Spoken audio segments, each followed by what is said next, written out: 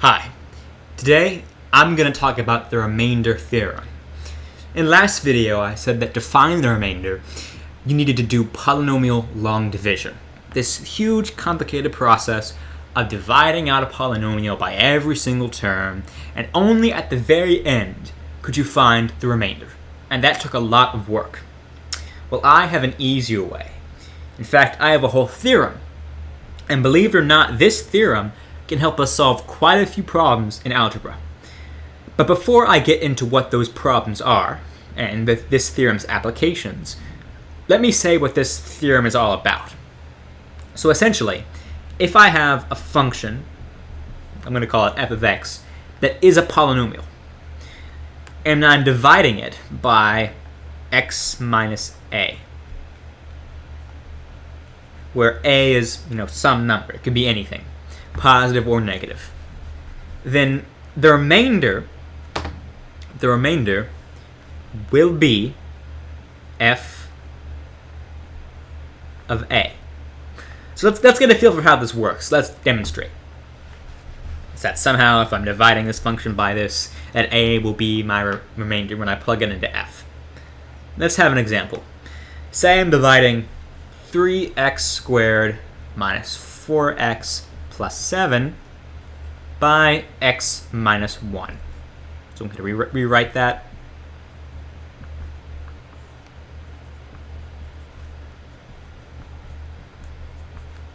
Alright, I have an x, I have a 3x squared.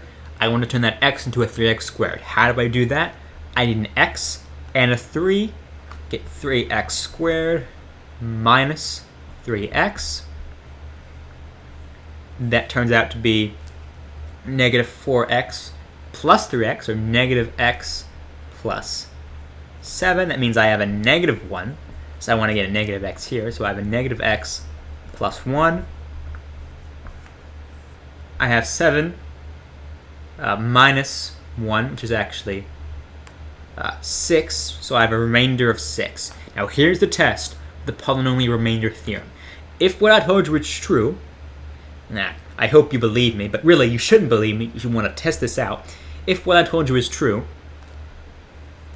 this thing here, if I plug it in to this right here, should get me 6. That if I do that, then I know it works. So in this case, my a is 1. So 3 times 1 minus 4 plus 7 should get me the remainder, which is 6. 3 minus 4 is negative 1 plus 7 is indeed 6. So I do get my remainder when I plug this in to my original thing. Now, you might be asking, okay, that's kind of complicated, and honestly, what good is it? That seems kind of pointless.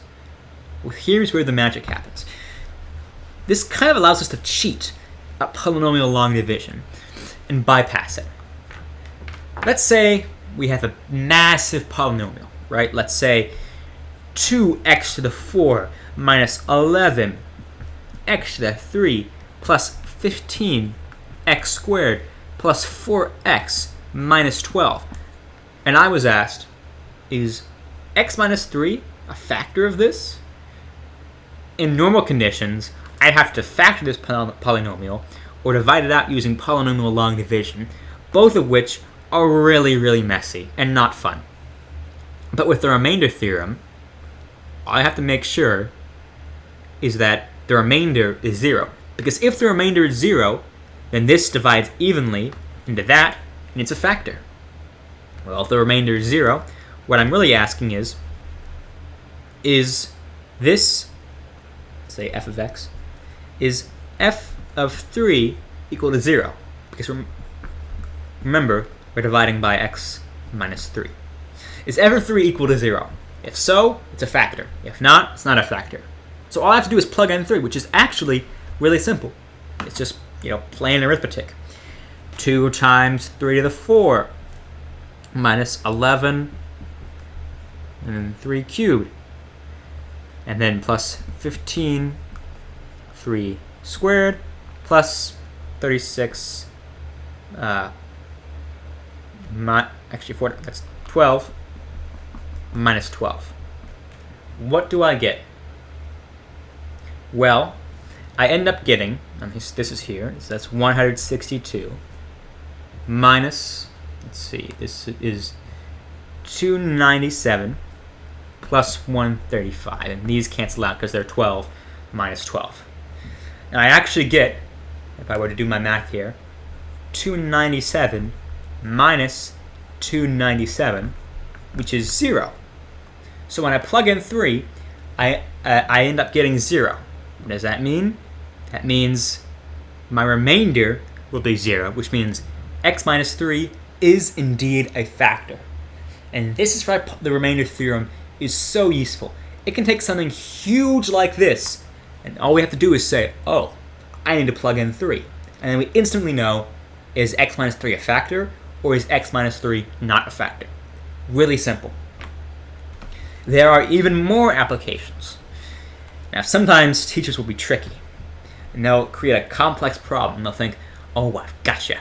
You're not going to be able to solve this. But we can solve it. Let me give an example. Say we have a function